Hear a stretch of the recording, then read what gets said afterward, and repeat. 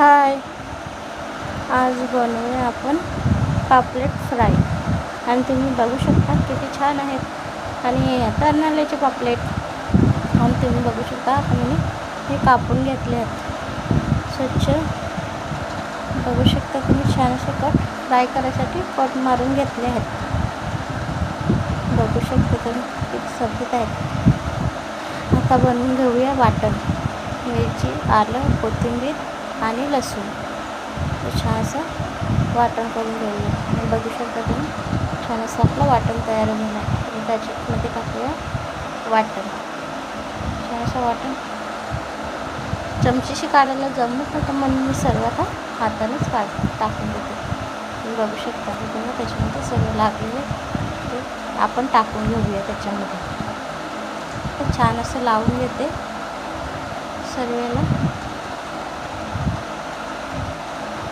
आणि मला फोनसुद्धा पकडायला जमत नाही जास्त म्हणून एक हातात फोन आहे आणि एक हातात हे करते. आणि मसाला टाकला आहे आता अजून थोडा टाकला आहे. मला कमी वाटत होता गरम मसाला.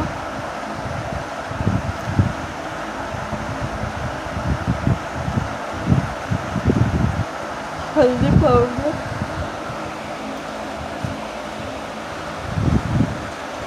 आणि टाकूया आता त्याच्यामध्ये चवीपुरतं मीठ टाकूया थोडंसं. तर मीठ टाकलं आहे आपलं. आपण सर्व एकजीव करून घेऊया. आणि हे अर्धा तासासाठी मी मसाला लावून ठेवलेला आणि छान असा मसाला लागून झालेला आहे. आपण बघू शकता आता तवा ठेवला आहे.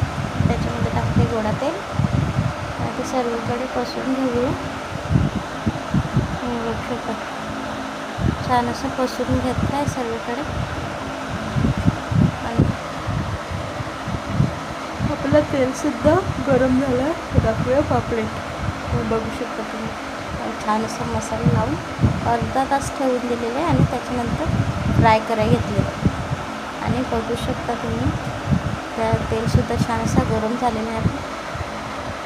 आपल्याला जागा होईल म्हणून आपण एकच याच्यात सर्व करून घेऊ. आणि रवासुद्धा टाकला असता तर छान कुरकुरीत झालं असतं. पण रव्यामध्ये नाही, मी वाटण आणि मसाल्यामध्येच फ्राय केलेलं आहे. आणि कशी झाली वाटतं कमेंटमध्ये नक्कीच सांगा आणि फॉलो पण करा मला.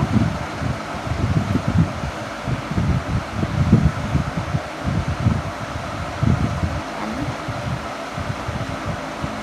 सर्व टाकून घेऊया आपण. छान अशी बरोबर जागा झालेली आहे त्यांना मस्त. आणि तुम्ही बघू शकता छान असं तवा पूर्ण भरलेलं आहे. आता पलटी मारून घेऊया. एक बघू शकता चिपकलेसुद्धा नाही. ताजे असते का फुटत नाही. आणि ताजे नसतात ना मावरा तर ते आपण फ्राय करायला लागले तर फुटतात. कुठला पण मावरा, मांदेली, बोंबील कुठला पण. आणि बघू शकता असं फ्राय झालेलं आहे आपलं. आता सर्व एक एक करून काढून घेऊया. आणि बघू शकता तुम्ही सर्व ताटात काढून घेतले आहेत. आणि छान असे शिजले पण सुद्धा आहेत. मुलांनासुद्धा आवडतात. छान असे झाले. आणि कुठून बघतात मला नक्की कमेंटमध्ये सांगा. थँक्यू.